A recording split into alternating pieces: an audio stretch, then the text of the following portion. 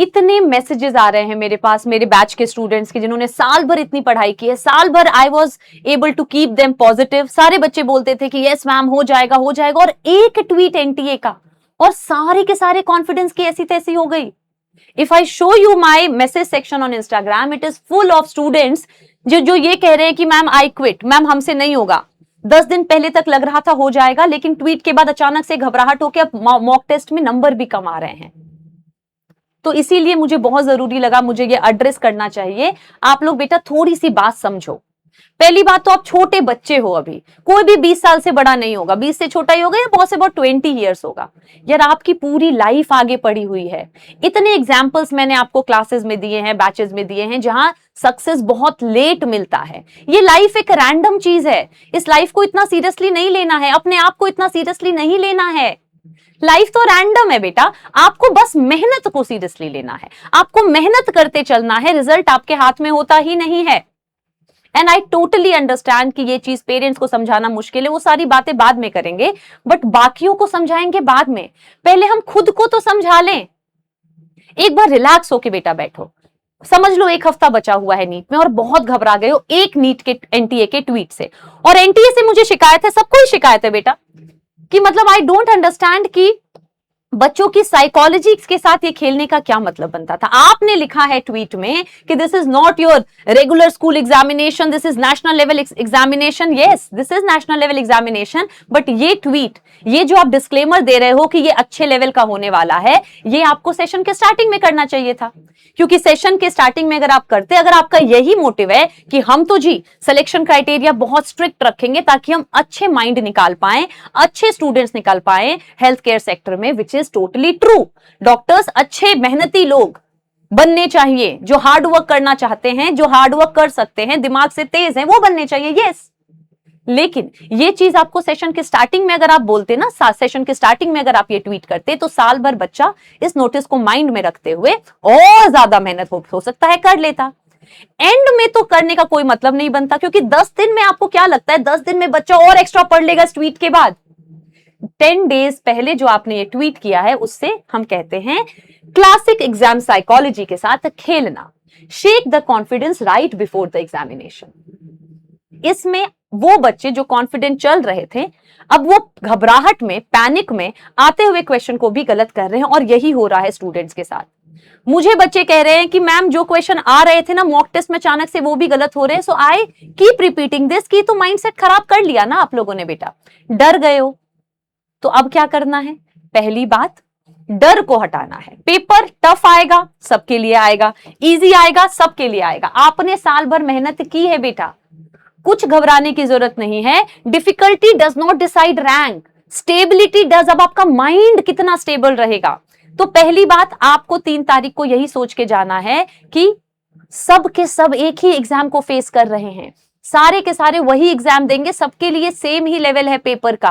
अब माइंड को कितना शांत रख के, कितना काम होके आप पेपर करोगे, वही आपका रैंक डिसाइड करेगा। टफ सबके लिए है, इजी है तो सबके लिए है। मैं कुछ अब आपको बताऊंगी कि पेपर कैसे आपको अटेम्प्ट करना है।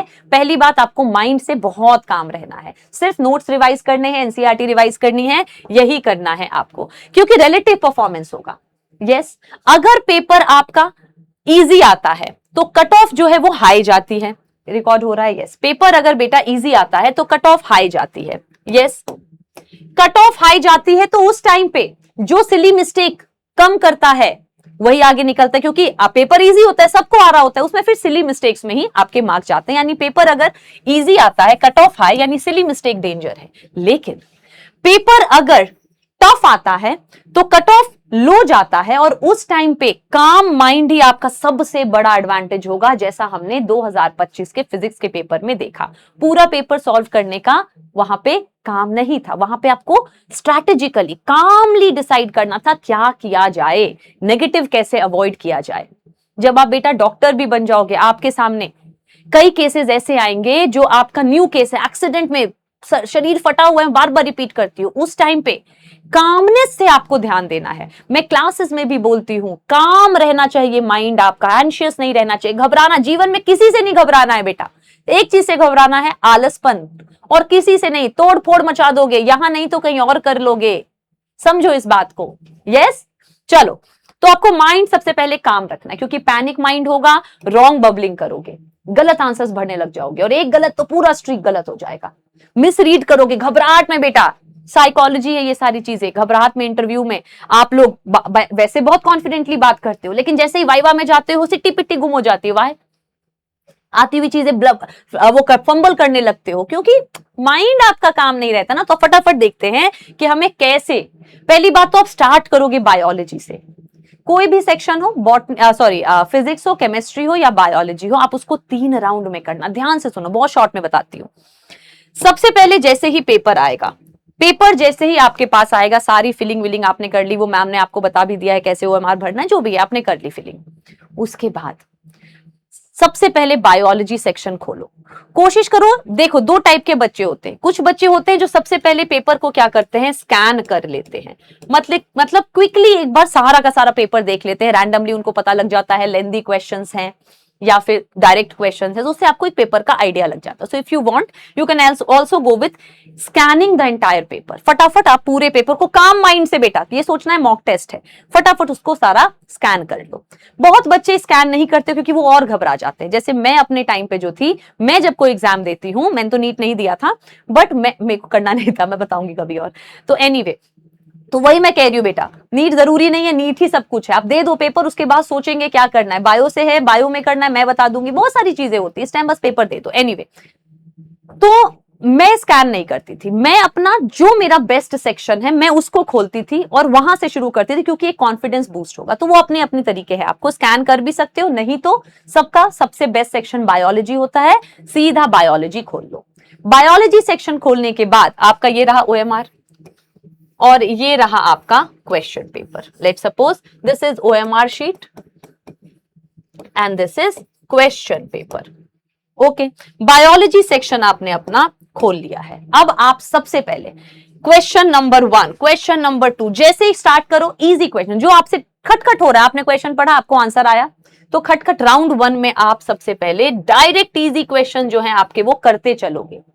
यस, अब लेट सपोज क्वेश्चन नंबर 1 आपका डायरेक्ट क्वेश्चन लग रहा है, तो आपने क्वेश्चन नंबर 1 कर लिया है ओएमआर में। अच्छा, जब आपने यहां पे रखा क्वेश्चन नंबर 1, तो ओएमआर शीट में जहां 1 लिखा है वहां हाथ ऐसे करके, अरे ये तो रबर आ गया, ऐसे करके हाथ रखोगे ओएमआर क्वेश्चन नंबर, ताकि उसी के आगे का बबल आप फिल करोगे। फिर लेट सपोज, और आपने यहां पे टिक कर दिया। फिर question number 2, let suppose question number 2 आपको लग रहा है कि स्टेटमेंट बेस्ड क्वेश्चन है, टाइम लगेगा इसको पढ़ने के अंदर, तो आपने उसको क्या कर दिया, आपने इसको सर्कल कर दिया। आप ये सेकंड राउंड में करोगे। यस, तो आपने जो ओएमआर 2 है उस पे नहीं किया। अब यहां पे थर्ड है, तो अगेन आप हमेशा बेटा ओएमआर फिलिंग में जो आपने क्वेश्चन नंबर है उस पे, जो ओएमआर पे जो वो नंबर है उस पे ऐसे हाथ रखो, उसी के स्ट्रेट जाके करो, कोई कंफ्यूजन ही नहीं आएगी। 8th क्वेश्चन करो, सीधा 8th पे नंबर रखो, ऐसे करके करो। यस, तो आपने लेट सपोज ये भी कर लिया। अब नेक्स्ट क्वेश्चन जो आपका है वो सिंपल क्वेश्चन, मतलब आपको छोटा ही क्वेश्चन था लेकिन आपको आता नहीं है, ऐसा लग रहा है, स्टेटमेंट नहीं है, लेंदी नहीं है, लेकिन आपने पढ़ा, आपको लगता है ये मुझे आता नहीं है, तो उसके आगे आप क्रॉस कर लो। तो टिक, सर्कल, क्रॉस, ऐसे आप करते चलो, भरते चलो। सेकेंड राउंड में अब आप जाओगे सर्कल वाले क्वेश्चन पे, जो आपने लेंदी के चक्कर में छोड़ दी, क्योंकि बहुत सारे स्टेटमेंट पढ़ने पड़ेंगे, लेकिन आप पहले टिक कर लिया, तो आपका एक कॉन्फिडेंस बूस्ट हो गया ना, सब कुछ काम कॉन्फिडेंस का है। फिर आप सर्कल वाले पे जाओ। सर्कल वाला इज राउंड 2, जिसमें आप स्टेटमेंट बेस्ड क्वेश्चन जो हैं, जो आपको सिर्फ लेंदी लग रहे थे, आते होंगे, लेंदी लग रहे थे, वो करते चलो। उसमें भी अगर आपको स्टेटमेंट वगैरह पढ़ने के बाद लगता है नहीं मैम ये तो नहीं आ रहा, लेट सपोज ये नहीं आ रहा, इस पे आपने क्रॉस कर दिया, नेक्स्ट सर्कल पे चलो, नेक्स्ट सर्कल पे चलो, ऐसे करते करते करते थर्ड राउंड आपका क्रॉस वाला राउंड है, जो आपका डिफिकल्ट है। अब डिफिकल्ट में भी 2 चीजें आएंगी, या तो आपको आता ही नहीं है वो वर्ड, वो क्वेश्चन समझ ही नहीं आ रहा, don't attempt that, just leave it, कोई रिस्क नहीं लोगे नेगेटिव मार्किंग का। लेट सपोज आपको लग रहा है कि मैम ये पढ़ा है लेकिन आंसर समझ नहीं आया, गो फॉर एलिमिनेशन, कि ये नहीं हो सकता फॉर श्योर, ये भी नहीं हो सकता फॉर श्योर। अब इन दोनों में से सोचेंगे, elimination can sometime get you to the answer, तो एलिमिनेट, ये नहीं हो सकता, अब ये 2 है, अब ये 2 है, लेकिन अभी सोचना है, तो अगेन छोड़ दो। राउंड थर्ड में बहुत सारे निकल जाएंगे, और जो नहीं निकलेंगे वो क्रॉस में ही छोड़ दो, and then move to physics section. I would say start with biology, then go for physics, क्योंकि फिजिक्स में आपका क्या है, न्यूमेरिकल्स वगैरह ज्यादा होंगे लास्ट में, मतलब फिजिक्स जरूरी नहीं है, जो आपका टफ सेक्शन सबसे आपको टफ लगता है वो बीच में करो, क्योंकि लास्ट में आप टफ नहीं कर सकते। लास्ट में अगर आप टफ करोगे तो घबराहट होगी, टाइम कम बचा होगा। Start with your best part biology, then your सबसे टफ पार्ट, और लास्ट में मॉडरेट वाला पार्ट। क्योंकि इजी से स्टार्ट करोगे कॉन्फिडेंस आएगा, टफ पे खत्म करोगे पैनिक आएगा, तो सेकंड फॉर टफ पार्ट, ताकि टफ पार्ट आप जल्दी निकालो। So second go for physics, अगर आपको फिजिक्स डिफिकल्ट लगती है। उसमें भी सेम, पहले इजी पीजी क्वेश्चन जिसमें न्यूमेरिकल्स नहीं है, डायरेक्ट फॉर्मूला बेस्ड क्वेश्चन है, डायरेक्ट फॉर्मूला बेस्ड क्वेश्चन या ऐसा है, निकालते चलो। सेकंड राउंड में गो फॉर, नेक्स्ट राउंड में गो फॉर टफेस्ट, और नेगेटिव मार्किंग रोकना, जो नहीं आ रहा छोड़ दो, कोशिश करो एलिमिनेशन से। केमिस्ट्री में भी सेम आपको 3 राउंड में करना है। तो सब कुछ आपको माइंडसेट के हिसाब से सबसे पहले क्या करना है, इजी सेक्शन करना है, राउंड 3 में तीनों सेक्शन को आपको निपटाना है, और ओएमआर को ऐसे ऐसे करके फिल करते हुए चलना है। घबराहट हो, लेट सपोज किसी क्वेश्चन को देख के घबराहट हो, 2 मिनट के लिए शांत होना बेटा। कई बार ऐसे आएगा पसीने छूट जाएंगे आपको, मिड में बहुत बच्चे को लगेगा कि टाइम कम है, टाइम मैनेजमेंट भी रखना है, टाइम कम है, और उस टाइम पे आपकी ऐसी तैसी होगी, स्वेटिंग स्टार्ट हो जाएगा। उस टाइम पे क्या करना है, उस टाइम पे डीप ब्रेथ लेना है, खुद को कहना है कि ये मेरा नीट है ही नहीं, नहीं होगा तो देखी जाएगी, अब जितना हो सकता है उतना कर दूं। क्योंकि कई बार हमें लग रहा होता हमारा नहीं होगा, और सबको लग रहा हो, सबको नहीं हो रहा होता है, और उस टाइम पे जो उसी टाइम गिव अप कर देगा वो पीछे रह जाएगा। सो आपको बार बार याद रखना है, रिलेटिव परफॉर्मेंस है, सबकी परफॉर्मेंस मैटर करेगी।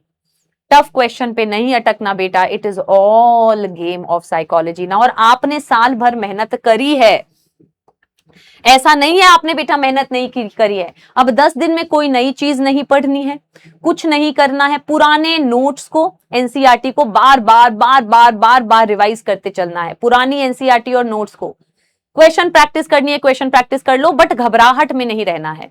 यस और जहां से अभी इस टाइम पे आपको सेल्फ स्टडी सबसे इंपॉर्टेंट, इस टाइम पे बेटा सेल्फ स्टडी है। बहुत बच्चों को मुझसे शिकायत है कि मैम नहीं आ रही है दोबारा। बेटा हर टीचर अलग टाइप का होता है, यूट्यूब पे जो आपको स्लॉट्स भी नहीं मिलते, ऑलरेडी आपके महारिविजन वगैरह चल रहे हैं, हर टीचर को स्लॉट मिल ही नहीं सकता, जो ऑलरेडी है उसी से आपको करना पड़ेगा। लेकिन मैं अभी फिर भी सजेस्ट करूंगी, जैसे आपको करना है प्रैक्टिस करो, बट इस टाइम पे बेटा self study will give you maximum benefit. Yes अगर आप मैम की तरफ से कोई भी हेल्प चाहते हो, लेक्चर्स के तो स्लॉट नहीं है, सारे चैनल्स पे ऑलरेडी चल रहे हैं, लेकिन अगर आप मैम की तरफ से कोई भी चाहते हो कि मैम एक बार ये बता दो, ये करवा दो, तो मुझे कमेंट सेक्शन में बता सकते हो कि मैम हमें एक बार डेट्स का रिवीजन करा दो, सारे एग्जाम्पल्स का रिवीजन करा दो, सारे जिसका भी आपको है वो मैं अपने सोशल मीडिया पे ही करा पाऊंगी, यहाँ पे स्लॉट्स होते हैं ना सारे अपने, वो नहीं है। सेकेंडली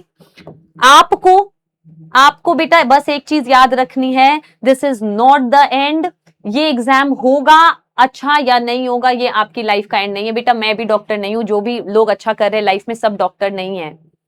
आई अग्री, आपने सोचा था एक बार एग्जाम जब हो जाएगा ना तो हम रीसेट करेंगे, फिर हम सोचेंगे कि हमें दोबारा यही करना है या इसमें से निकलना। यही सारे लोग नहीं करते हैं बेटा, आप समझो मेरी बात, बहुत सारी और भी चीजें होती हैं। घबराना नहीं है आपको, बस घबराना नहीं है, लाइफ आपके लिए बहुत इंपॉर्टेंट है।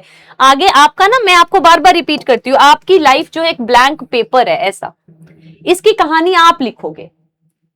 सोसाइटी ने कुछ कुछ चीजें बनाई हुई है, बट आप एक इंडिविजुअल, एक अलग इंडिविजुअल, एक अलग आइडेंटिटी हो। अभी आप अपनी लाइफ के ना इस स्टेज पर हो, यहां पर हो, इतनी आगे लाइफ पड़ी हुई है, कैसे कैसे कंडीशन से लोग क्या क्या कर लेते हैं बेटा। सब एग्जाम थोड़ी निकालते हैं, आपने मेहनत की है, इसका रिजल्ट देखेंगे। और ये जो मेहनत की है ना साल भर, ये वेस्ट भी नहीं होगी, कभी ना कभी ये काम आएगी। मैं आपको एक बात बताती हूँ, ये मैं भी जब, चलो छोड़ो कभी बताऊंगी मैं आराम से, क्योंकि इस टाइम पे बातों का टाइम नहीं है। बस मैं आपको यही बोलने आई थी पेपर कैसे करना है आपको, और खुश रहा करो। यस चलो बाय।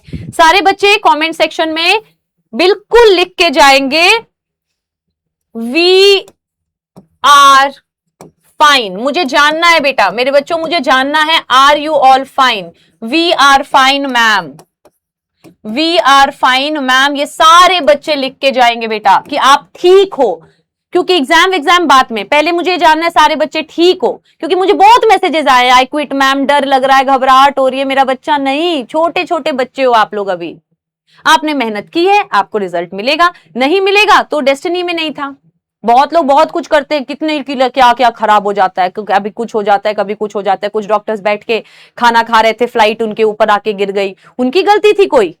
नहीं थी ना बेटा। तो कई बार हमारी गलती नहीं होती है, हमें फिर भी सफर करना पड़ता है। बट सही और सबसे खुश इंसान कौन होता है? जो जल्दी से उसको रीसेट करता है, आगे जाता है। जब कुछ बुरा होता है ना, तो ये सोचना चाहिए हमेशा कि कोई नहीं, हाँ ये हो गया, अब आगे चलते हैं। एज आई से ना कि कई बार आपकी चीजें आपके हाथों में होती ही नहीं है, कुछ चीजें कंट्रोल में आपके नहीं है, तो मेहनत करना आपके कंट्रोल में था, अब रिजल्ट तो आपके कंट्रोल में नहीं है। यस, चलो बाय। फिर मैम आपसे और बात करेंगे, एक बार रिजल्ट हो जाए, एग्जाम हो जाए, फिर बात करेंगे क्या और कर सकते हैं। नमस्ते बेटा, खुश रहो।